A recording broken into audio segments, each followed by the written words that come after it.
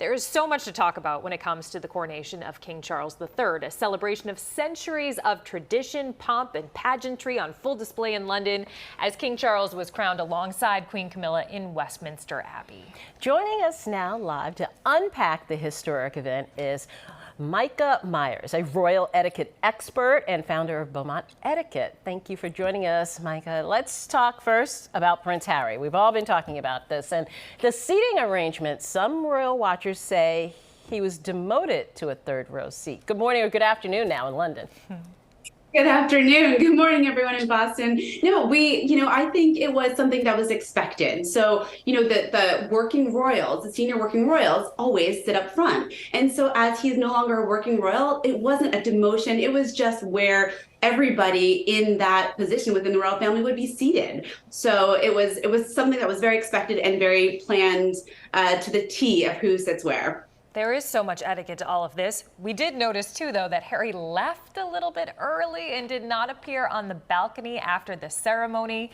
What do you make of that? I mean, it is his father.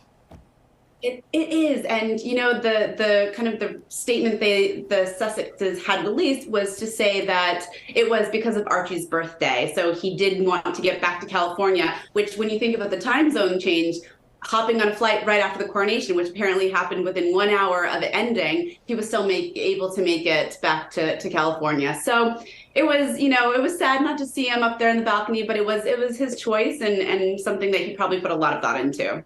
Good to know. People didn't, get the snub or anything like that with that move.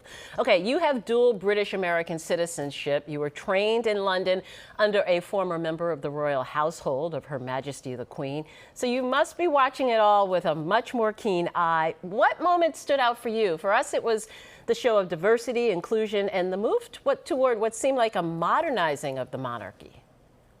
Yes, it was a much smaller ceremony than usual. It was a much smaller, balcony. We've usually seen so many people on that balcony. It was very unique. I loved the a cappella choir. I thought they were sensational. I loved that as an addition. It was overall a more compact, a more multicultural ceremony. And I think it showed how the monarchy is modernizing in a wonderful way. So I also loved the little princes and princesses waving on the balcony and showing that etiquette starts that young. They know exactly what they're doing, and they looked phenomenal.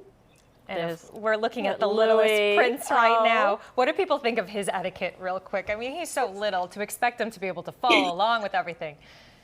He is definitely a cheeky little guy. He's so adorable. I think he's one of my favorite royals.